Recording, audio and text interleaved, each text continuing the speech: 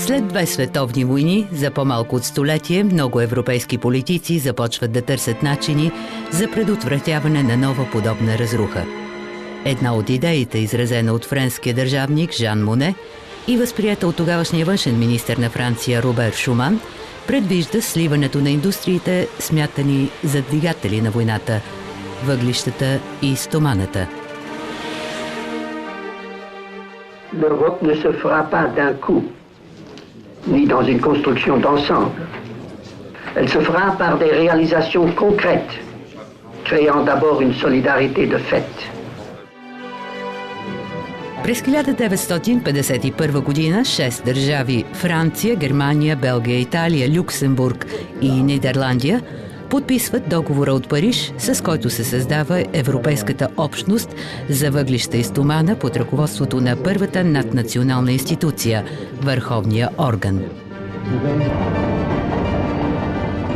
Лидерите на Европа решават да стигнат още по-далеч и на 25 март 1957 година подписват договорите от Рим, с които се създава Европейската икономическа общност и Европейската общност за атомна енергия. През 1968 година министър-председателят на Люксембург Пиер Вернер предлага въвеждането на единна валута. Докладът на Вернер, публикуван през 1970 година, предвижда поетапно създаване на паричен съюз за период от 10 години. Година по-късно обаче Съединените щати девалвират долара. Впоследствие настъпва петролна криза и планът Вернер е изоставен.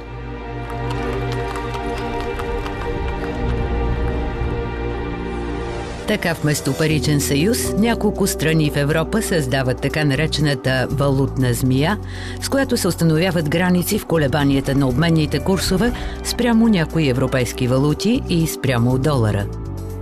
В периода между създаването й през 1972 година и отпадането й 7 години по-късно, валутната змия претърпява множество корекции на обменните курсове, като редица държави се присъединяват, напускат и отново се присъединяват.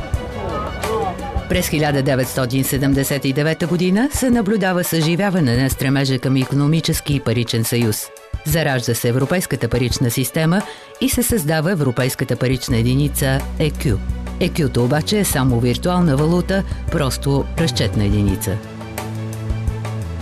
Държавите членки от Европейската парична система се договарят да поддържат колебанията на своите обменни курсове в границите до 2,25%. Спрямо централен референтен курс, това е началото на механизма на обменните курсове. Поддържането на тези граници обаче се оказва трудно за държавите членки. Между 1979 и 1987 година обменните курсове са коригирани 37 пъти. През 1986 година държавите членки подписват единния европейски акт, който бележи първите съществени изменения на договора от Рим. Целта на единния акт е създаване на реален вътрешен пазар до 1993 година, основан на свободното движение на стоки, лица, услуги и капитали и премахване на нетарифните пречки. През 1988 година тогавашният председател на Европейската комисия Жак Делор застава начело на комисия, чието констатации по-късно стават основа на договора от Мастрихт. Докладът Делор очертава постепенното осъществяване на икономически и паричен съюз в 3 етапа.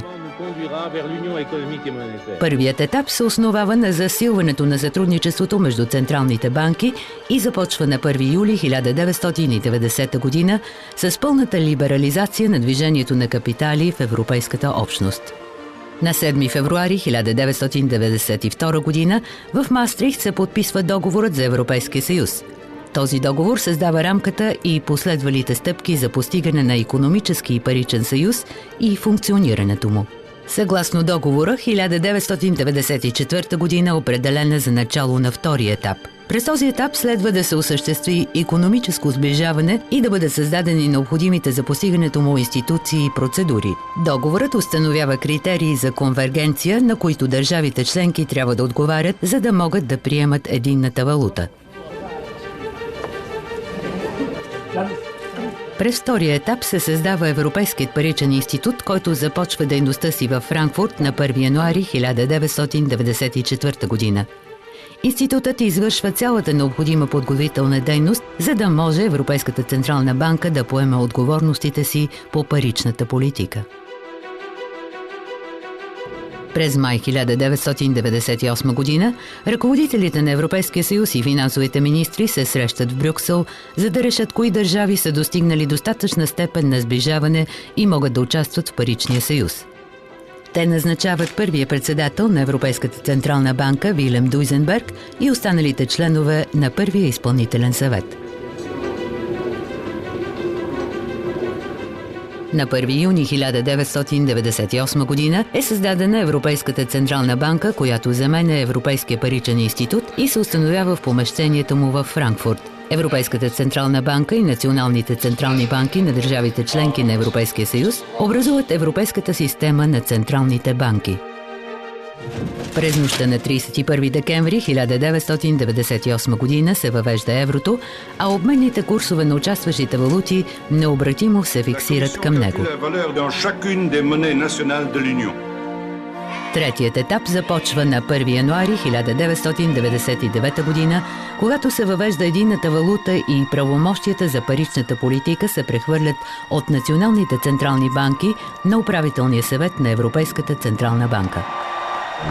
3 години по-късно, на 1 януари 2002 година, новите банкноти и монети са въведени с масови чествания. Гражданите се редят на опашки пред банкоматите, за да бъдат сред първите притежатели на новата валута. В продължение на 3 години еврото е официална валута за банките, предприятията и финансовите пазари, но сега вече то е достояние на всички.